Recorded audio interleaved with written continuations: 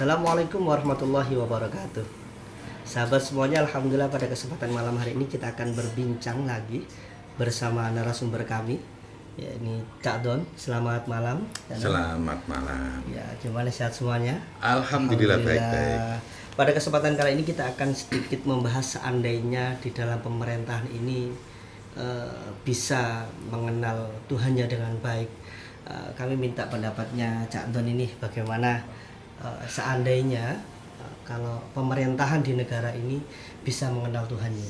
Oh, keren yang jelas ini. Wah, ini pertanyaan yang bagus ini. Seandainya ada seorang pemimpin yang kenal sama Tuhannya, bahkan akrab sama Tuhannya, saya nggak bisa bayangkan. Saya yakin negara itu akan damai. Karena Tuhan kan punya kuasa di sini. Pemimpin aktif berbicara sama Tuhannya. Apalagi kabinet-kabinetnya, ya menteri-menterinya, sebelum menjadi kabinet ada tim yang mengantarkan dia kepada Tuhannya. Wah, keren itu.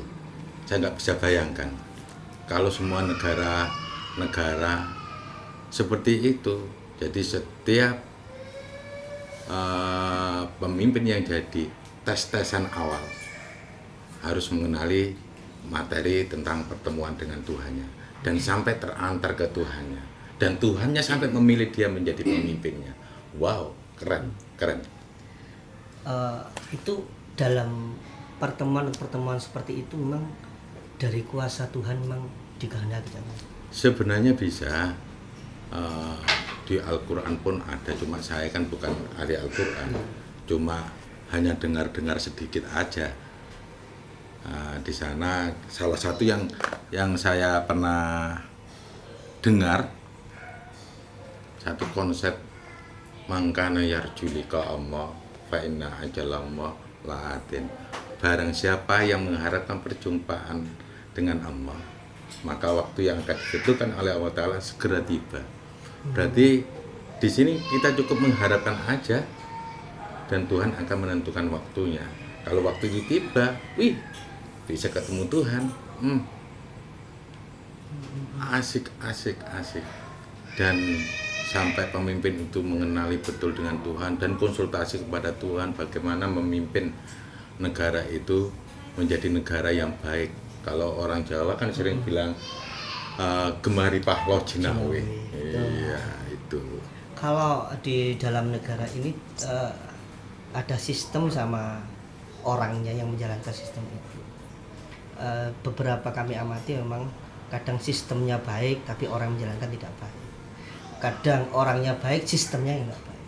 Cara seiramanya ini seperti apa menurut Cak Anda? Iya.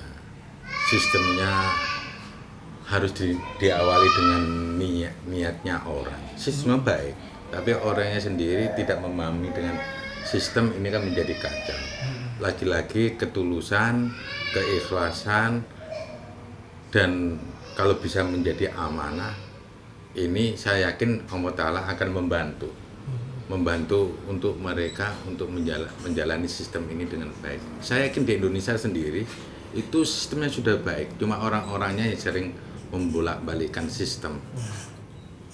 Atau dengan bahasa lain, ya dia tahu medan, dia tahu di mana celah-celah saya melanggar. Itu yang lagi-lagi kepada niatnya pelaku-pelaku di pemerintahan Indonesia. Saya yakin orang-orang yang ada di Indonesia punya nurani kok. Ya, kalau semua berpikir untuk kepentingan rakyat, untuk kepentingan negeri, kalau itu terjadi, sudahlah, semuanya akan menjadi baik. Bahkan orang pelaku-pelakunya akan menjadi baik, bahkan keluarganya akan dijaga untuk menjadi baik. Lagi-lagi kepada niat awal ketika mau berada dalam sistem negeri ini. Dan sekarang ini sudah ada para ulama mau masuk di sini. Ayo kita memimpin ini dengan akhlakul karimah sebagaimana Rasulullah contohkan. Saya yakin apa yang Rasulullah contohkan itu akan membawa kebaikan kok. Asalkan jangan melenceng dari apa yang dicontohkan oleh Rasulullah. kita sering menggaungkan tentang masalah gotong royong. Mm-mm. Di sini sudah tercipta bagaimana gotong royong itu bisa terwujud. Kalau seandainya diterapkan di negara ini, seperti apa konsep gotong royong yang baik itu? Ya, gotong royong yang dilandasi dengan sebuah ketulusan. Gotong royong disertai dengan jiwa kepahlawanan. Jangan merasa setiap pekerjaan yang dilakukan oleh kegotong royongan, salah satu anggota yang gotong royong itu merasa dirinya yang paling unggul daripada yang lain. Ini nggak baik. Jadi satu pekerjaan misalnya di negeri ini itu adalah hasil kita bersama. Nggak ada yang perlu diunggul-unggulkan. Nah, kalau sudah nggak ada yang perlu diunggul-unggulkan kan nggak perlu melete-melete. Iya. Nah, kalau sudah melete kan bahaya. Betul. Energinya menjadi nggak baik. Negeri ini menjadi tidak baik gara-gara ada yang melete merasa paling unggul pekerjaannya. Semuanya harus merasakan saling melengkapi apa-apa yang dikerjakan oleh pelaku di pemerintahan dan rakyat juga mendukung. Wah, asik ada kerjasama antara rakyat dengan pemerintah. Pemerintah juga tidak sok, tapi pemerintah yang benar-benar mau melayani rakyatnya. Rakyatnya juga mau menghormati pimpinannya. Kita bekerja kemana, arahnya kemana, dalam rangka apa, itu frame-nya harus jelas. Di negeri ini masih banyak terkait masalah Markus Maklar kasus yang ada di negeri ini, contoh. Jadi apakah itu bisa berefek pada alam semesta yang ada di sini?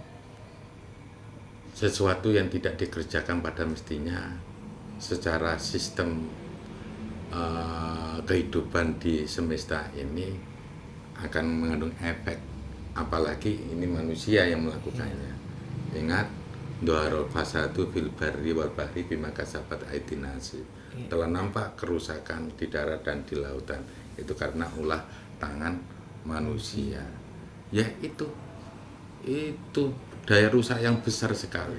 Kalau masing-masing manusia tidak mau menyadari dirinya, ya selalu ya saling mengolok-olokkan atau apa, itu bahaya yang luar biasa. Ini merusak sistem yang ada di negara atau di alam. Betul.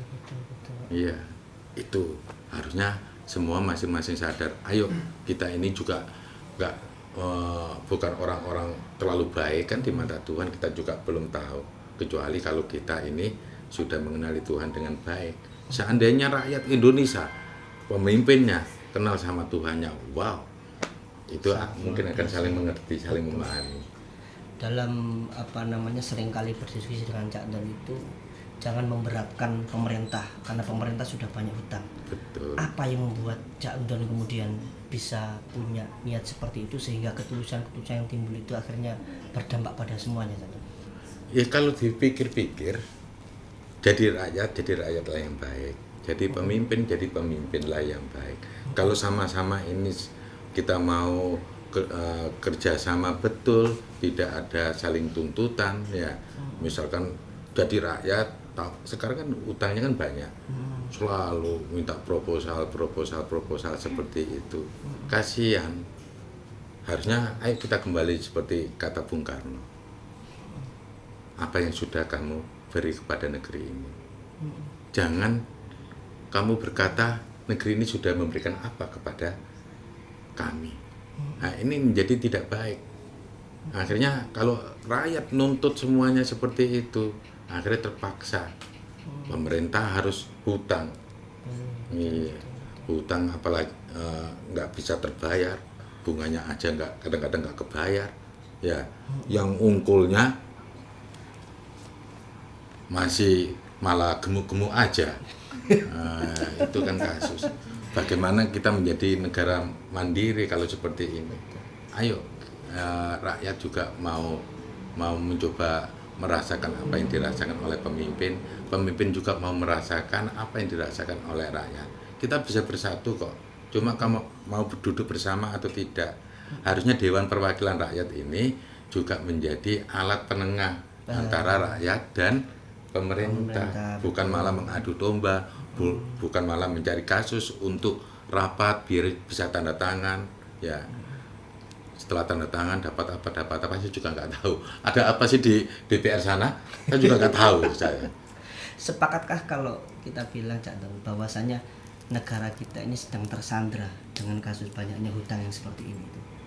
Iya, akhirnya negara sepakat karena negara sulit untuk bebas berekspresi. Kalau nggak mau kalau kita berhutang, kita akan dikendalikan oleh orang penghutang. Itu sudah kayak hukum alam itu, hukum alam. Ada bank titil itu, kita juga tersandra. Itu yang merasakan yang punya hutang dengan bank titil. Apalagi kepada bank-bank itu kan juga merasa tersandra, terutama pada detik-detik tanggal harus bayar bunga. Contoh kecil itu Bang Didel. Iya, contoh kecil Bang Didel. Mak saya sendiri itu seperti itu. Kalau sudah ada jam motor, itu kayak memicu adrenalin. Ya seperti itu. Itu cerita dari mak saya sendiri.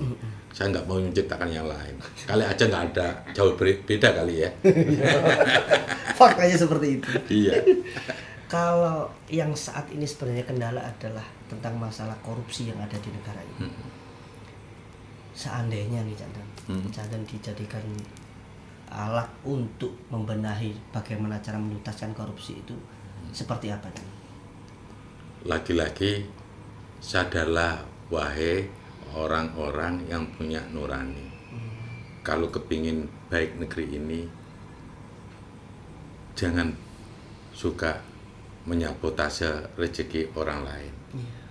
Pahami bahwa rezeki itu ada tempatnya masing-masing. Kalau kamu menyambut rezeki orang lain, kamu akan berhadapan dengan hukum-hukum Tuhan. Dan itu akan kamu rasakan di keluargamu, di kamu sendiri nggak akan ada ketenangan.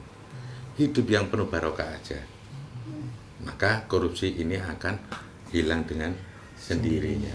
Ayo, kita mensyukuri apa yang ada. Kata The Massive kan begitu. Hidup itu anugerah. Apa itu? Hidup kayak apa itu? Syukuri apa ada. Ya, seperti itu. Itu pesan-pesan yang bagus. Coba kalau kita renungkan, coba kita tanyakan kepada hati nurani. Saya yakin rakyat Indonesia ini punya hati nurani. Belum mati kok rakyat Indonesia. Saya yakin punya hati nurani. Ayo, hidupkan lagi. Ayo hidup lebih yang disederhanakan lagi. Jangan banyak keinginan yang itu nanti akan bisa membingungkan kamu sendiri. Korupsi itu kan gara-gara kan gaya hidup yang berlebihan. Kalau nggak ada gaya hidup yang berlebihan, nggak ada korupsi. Apalagi mau gaya hidup berlebihan, fasilitas nggak ada, mesti akan melirik yang lain. Betul. yang nggak dibenarkan. Itu gara-gara seperti itu. Atau sistemnya Indonesia perlu dirubah. Dikasih jatahnya segini, ayo bersyukur ya. Atau dikasih masing-masing instansi punya satu kemandirian, tidak menunggu stok dari pemerintah pusat. Iya. Nah, kalau pemerintah pusat nggak ada apa-apa, gimana nih ceritanya? Akhirnya mau tebang sana, tebang sini, atau minta pinjaman kepada yang lebih kaya. Akhirnya apa? Yang terjadi adalah si para pemimpin dan kru-krunya tidak akan bebas berekspresi untuk membawa negeri ini menjadi negeri yang damai. Karena dia sendiri tertekan. Bagaimana kalau dalam keadaan tertekan kita menjadi pemimpin yang baik? Betul. Ayo kita bantu. Ayo berdoalah kepada kita sebagai rakyat, berdoa kepada pemimpin agar pemimpin juga tidak tertekan. Ingat, ketika pemimpin tertekan, maka karena dia punya kuasa, maka dia akan melakukan sesuatu yang di luar norma seorang pemimpin. 5 konsep dasar yang dimiliki yang ada di sini seperti apa Cak? Barangkali bisa diterapkan di negeri kita. Wah iya, seandainya 5 konsep dasar yang saya ajak bareng-bareng teman-teman di sini, misalnya belajar tidak marah. Nah itu memang kalau belajar tidak marah itu ada motivasinya. Sadari bahwa di dalam diri kita ini ada 2 pintu, ada pintu setan, ada pintu ilham. Nah, pintu ini amat otomatis, kalau satu tertutup satu kebuka. Nah, kalau kita ini eh, pintu setan kebuka, otomatis pintu ilham tertutup. Jadi pada saat pintu setan kebuka berarti kita berada dalam bimbingan setan. Nah, makanya motivasinya belajar tidak marah itu penting. Motivasinya saya kepingin dibimbing sama yang kuasa. Saya nggak mau dibimbing oleh setan. Kalau ini masuk di dalam otak kita, saya yakin ini orang-orang kepingin dibimbing yang kuasa, nggak akan dibimbing oleh setan. Masing-masing orang akan menjalankan kehidupan ini akan menjadi baik. Apakah kehidupan berbangsa, bernegara akan menjadi baik semuanya. Kalau semuanya tidak belajar tidak marah. Itu yang penting. Itu motivasi kita belajar tidak marah. Yang kedua, Cendol? Yang kedua, belajar merasa tidak lebih baik, Ya. lebih benar, lebih pintar dari orang lain.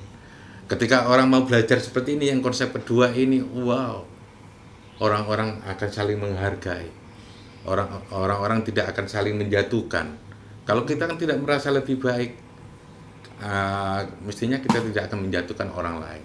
Karena di dalam pandangan kita, ilmu Tuhan ada di makhluk-makhluknya. Kalau kita menjadi orang sempurna, belajarlah untuk merasa tidak lebih baik, lebih benar, lebih pintar dari orang lain. Ini menghasilkan ilmu yang sangat luar biasa dari Tuhan. Karena dia akan selalu dibantu oleh Tuhan. Yang ketiga, Cendol? Yang ketiga, belajar tidak memiliki. Ini. Yang tidak memiliki ini, Cendol. Iya.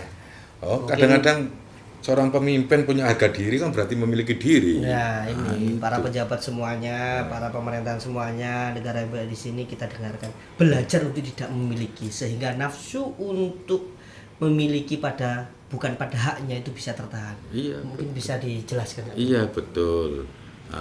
Sadari dulu bahwa konsep yang ada di ajaran agama manapun saya yakin sama. Ketepatan saya kayaknya masih kayak orang Islam nih. Makanya saya bilang ada satu praktek lillahi ma fis samawati wa ma fil ard. Konsep kepunyaan Allah Ta'ala lah apa-apa yang ada di langit, apa-apa yang ada di bumi. Artinya kita berada di bumi ini kepunyaannya Allah Ta'ala. Kalau kita sadar diri kita kepunyaan Allah Ta'ala, mestinya kita harus bersandarkan kepada Allah Ta'ala. Jangan sampai punya harga diri. Kalau kamu punya harga diri, ya hebat mana dirimu dengan Tuhanmu untuk menjaga dirimu? Jauh sekali. Jauh. Makanya jangan ada harga diri. Gara-gara harga diri ini orang akan melakukan salah jalan. Gara-gara harga diri. Ini berbahaya harga diri. Begitu juga dengan pemimpin, begitu juga dengan rakyatnya. Kalau dia punya harga diri, maka dia akan salah jalan. Kalau sudah salah jalan, maka negara itu sulit untuk menjadi damai. Nah, satu menyalahkan pemimpinnya juga menyalahkan rakyatnya. Akhirnya nggak ada titik temu menuju satu kedamaian. Kalau satu keluarga seperti itu, gimana rezeki menjadi lancar? Rezeki negara menjadi lancar bagaimana? Wong rakyatnya sendiri merasa memiliki harga diri, pemimpinnya juga memiliki harga diri. Wah, kacau ini. Makanya kalau dilihat-lihat berarti kalau ada semacam ini, berarti tidak semua penduduk Indonesia ya merasa bahwa dirinya miliknya Allah. Ini berbahaya untuk negara, untuk berbangsa dan bernegara, sangat berbahaya ini. Harusnya ini perlu ada penyadaran itu untuk pemimpinnya. Sebelum menjadi pemimpin, ayo kamu belajar tidak memilikinya kuat atau tidak. Asik. Begitu rakyatnya juga dibimbing ke arah sana. Wah, tuh, keren. Dengerin sarannya top. Yang keempat ya dong. Yang kira-kira untuk negara ini yang supaya pribadi orangnya ini bisa semakin kuat dan baik. Ya. Sebenarnya 3 awal itu pintu akhlak. 3 awal tadi itu pintu akhlak, yang tidak marah, merasa tidak lebih baik, lebih benar, lebih pintar dari orang lain, belajar tidak memiliki, ini adalah pintu akhlak.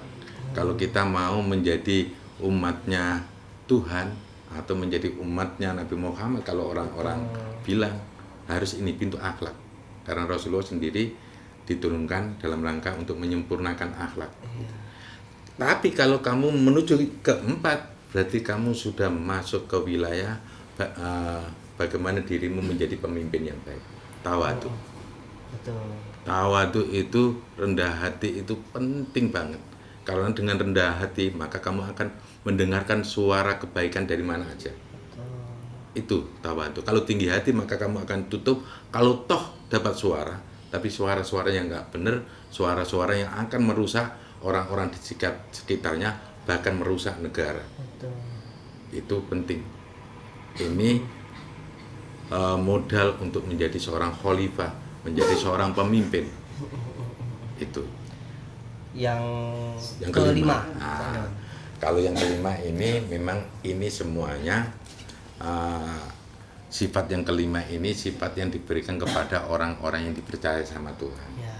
Apakah menjadi seorang nabi, apakah menjadi seorang pemimpin dari presiden ya, atau dari gubernur atau kabinet-kabinet sampai ke kepala desa sampai ke RT. Kalau ini dipakai, maka kamu termasuk orangnya Tuhan. Apa itu? Bijaksana.